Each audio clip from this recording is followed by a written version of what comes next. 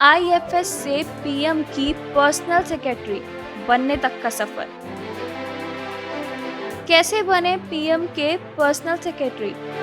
प्रधानमंत्री नरेंद्र मोदी के निजी सचिव पीएस के पद पर भारतीय विदेश सेवा आईएफएस की 2014 बैच की अधिकारी निधि तिवारी को नियुक्त किया गया है। कार्मिक एवं प्रशिक्षण विभाग डीओपीटी की ओर से ये जानकारी आदेश के अनुसार निधि तिवारी अभी तक प्रधानमंत्री कार्यालय में पीएमओ में डिप्टी सेक्रेटरी के तौर पर काम कर रही थी, लेकिन अब उन्हें पीएम की पर्सनल सेक्रेटरी बना दिया गया है।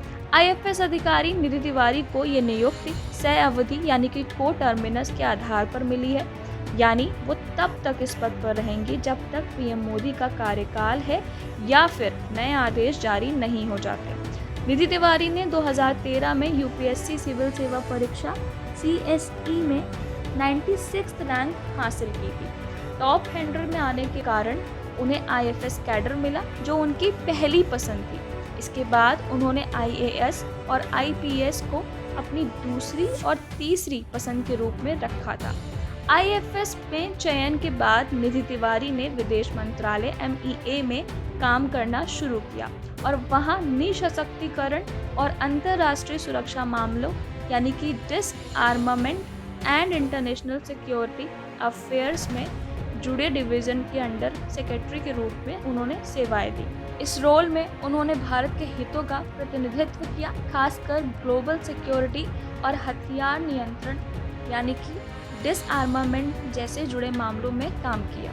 नवंबर 2022 में निधि तिवारी को प्रधानमंत्री कार्यालय पीएमओ में अंडर सेक्रेटरी के रूप में नियुक्त किया गया। जनवरी 2023 में उनका प्रमोशन हुआ और वो डिप्टी सेक्रेटरी बन गए।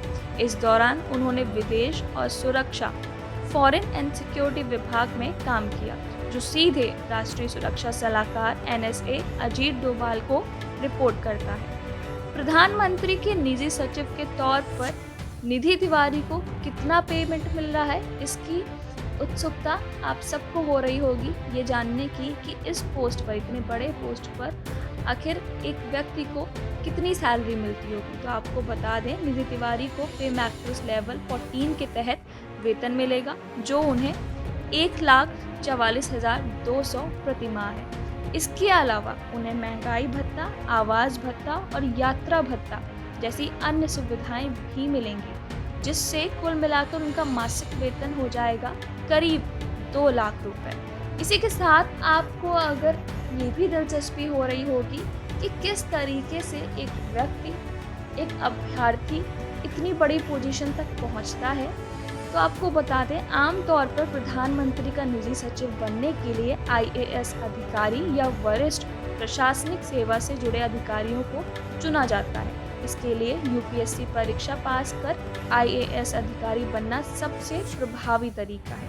इस पद के लिए सरकारी प्रशासन, नीतियों पर निर्णय लेने की क्षमता और संकट प्रबंधन का अनुभव होना जरूरी होता है। पीएमओ में काम करने का अनुभव और राजनीतिक तथा प्रशासनिक क्षेत्र में मजबूत संपर्क ही इस पद तक पहुंचने में मददगार साबित हो सकते हैं।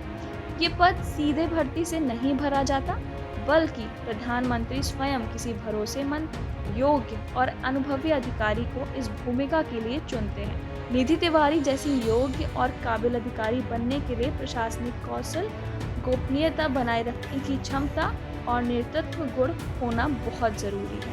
ऐसी ही और अपडेट्स के लिए जुड़े रहिए हमारे साथ। हम हैं यंग भारत सच के साथ।